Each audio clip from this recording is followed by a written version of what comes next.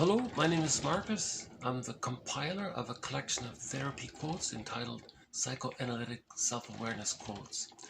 This is TQ 34 to 37.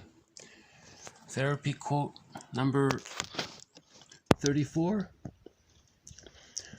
Whenever possible, interventions should stay on the side of, why have you not permitted yourself to think of such and such?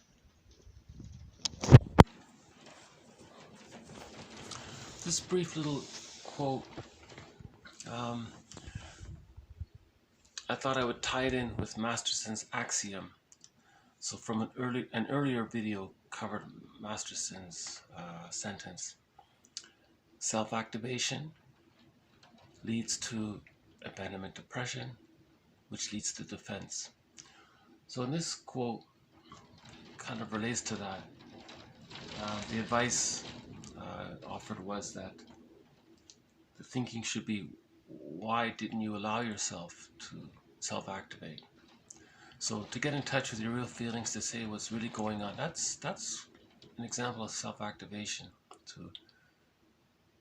to face what you're really feeling. You're moving towards your truth, your real self.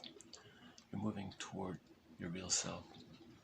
By the way, a description of the real self will be for another quote, or at least one that's been offered. So I thought that was interesting. And in the quote, when it says interventions, it just means whenever the therapist intervenes with what the client is saying. Usually it's an interpretation, or a clarifying kind of question, or maybe a so-called confrontation where the therapist just says, why, he calls that a confrontation. See, again, with the jargon, most of these terms don't mean what you first think they might mean. Remember, there's two worlds, right? Melanie Klein said there's two worlds, the outer and the inner. Anyways, I thought that was interesting, that you have these buried feelings and you're trying to speak from there, trying to find your inner truth. And this quote reminds me of a poem, TQ 35. Psychoanalysis always looks for the egg in a basket that has been lost.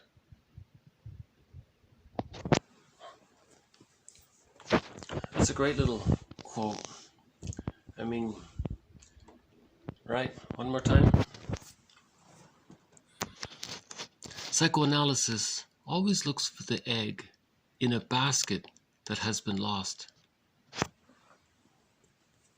Yeah, I don't think that needs any commentary. I found this quote in one of Philip Bromberg's books. By the way, those are three very fine books. He talks about dissociation. When there's trauma, the person flees in his mind, so he blanks out a little bit. A mild version of it. A mild version of it is highway hypnosis. You're driving and you missed your stop, so you're mildly disassociated. And then there's different degrees of it. Another example of Masterson's axiom, I think, can be found here in TQ 36.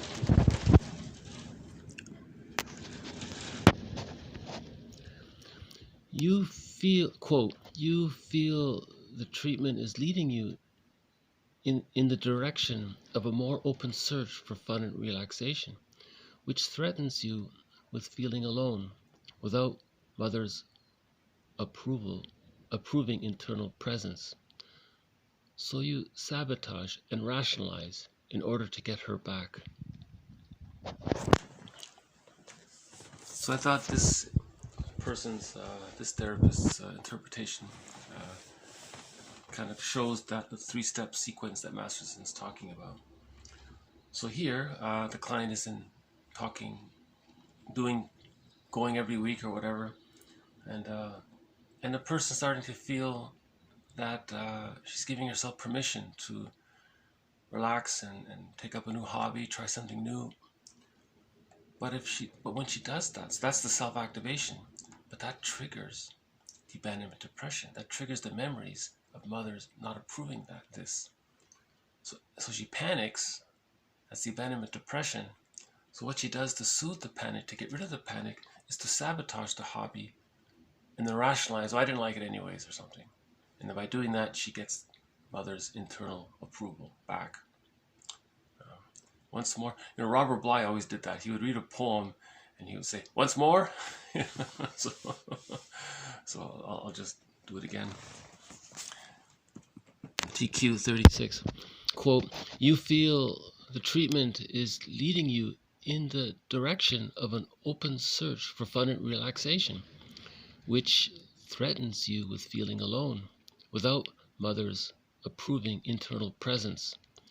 So you sabotage and rationalize in order to get her back.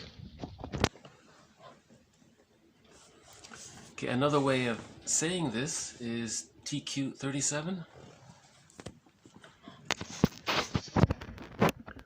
Making bad choices keeps him dependent on and loyal to his mother.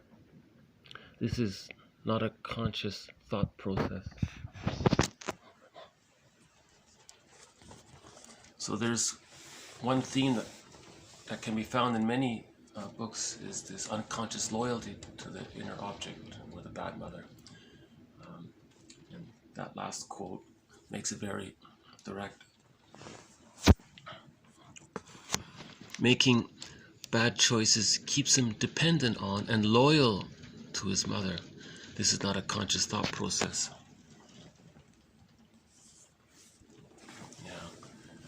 So that's why the person's in therapy, to get help to...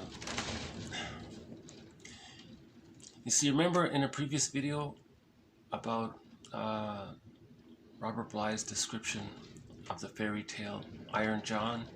And in the fairy tale, the protagonist has to go and get the key from under his mother's pillow. The mother doesn't want to hand the key to the child. So a lot of mothers use the child to comfort the mothers, right? So that's called Jocasta mothering. So the fairy tale is saying, look, the reality is a lot of moms, they do this, not all, but in the case where that's happened, we have to get the key from under mother's pillow. We have to get our power back, and by doing so, you're severing the psychic umbilical cord to the mother. Joseph Campbell has an example. If you're 40 years old and you're terrified of your mother's opinion and you're desperate for her approval or something like that, it means you're still overly tied with that symbiotic attachment. Okay, so I'll just go through them once more, if that's okay. All four of them. Whenever possible, interpretation should stay on the side of, why haven't you permitted yourself to think of such and such? Okay, so that's the resistance, right? So that's the defense against the abandonment depression. Psychoanalysis always looks for the egg in a basket that has been lost. What a great quote that one is. Quote, you feel the treatment is leading you in the search of a more open search for fun and relaxation, which threatens you with feeling alone without mother's approving internal presence. So you sabotage and rationalize in order to get her back. Making bad choices keeps him dependent on and loyal to his mother. This is not a conscious thought process. Okay, so these four quotes are a continuation of Masterson's axiom. Self-activation leads to, so in this case, in quote 34, the self-activation was he's trying to explain what happened. There's a feeling there, and then he shut it down. So that was the abandonment depression, and his defense was to forget it or repress it. in the quote 36, the self-activation was she's now trying new things. She's having a new hobby, learning how to dance or something, do the Zumba or whatever, whatever it is. And but you know, but in her unconscious, there's a memory that when she tried to do something that she liked to do, the mother felt threatened of being abandoned by her surrogate mother, the child. So now so now as an adult, the client is panicking. So she thought, oh my God, now. So what does she do to deal with the anxiety, the abandonment, depression? She wrecks it. She wrecks the hobby and then makes some excuse why she doesn't really like it. But really, she did like it. She's not aware of all this. So, yeah. So these quotes are an extension of Masterson's axiom. It's a great quote. Once more, self-activation leads to or triggers the abandonment depression, which leads to defense. And later on, I'll elaborate on this because there's going to be some more jargon related to this, but I'll just quickly introduce it. I'll just quickly mention it here. So self-activation, so you're getting in touch with the real self, that's for another quote, leads to abandonment depression. Now another name for this is called the withdrawing object relations unit. So that's the part of what's called an object relations unit, a psychic unit that comprises of the part of the mom that rejects the child's individuation. Okay, and the child feeling disparaged by all that, and there's the feelings of the negative feelings, unpleasant feelings related to that. So self-activation triggers this part-object relations unit, okay, or the abandonment depression. That's the feelings related to this. And then as a defense, you go for the rewarding object relations unit. So that's when the mom rewards you for being regressed. That's for being dependent. So you want to do something for yourself, you don't get the support, and then you panic, I want the support, and then you run and eat the cookie. So the cookie is the rewarding object relations unit, a symbolic representation of mom feeding you with the food. Right? But sorry if this last part is unclear. I'll come back to it later. Yeah. Okay. Psychoanalysis always looks for the egg in a basket that has been lost. So we're looking for the egg, the real self, in a basket. So that could be the ego structure, right? The ego, our conscious ego that's been lost. So we're looking for both our conscious, our ego, our strong enough ego, the basket that can hold the real self. This has been quotes 34 to 37. Thank you very much. I hope this has been of some curiosity. See you next time.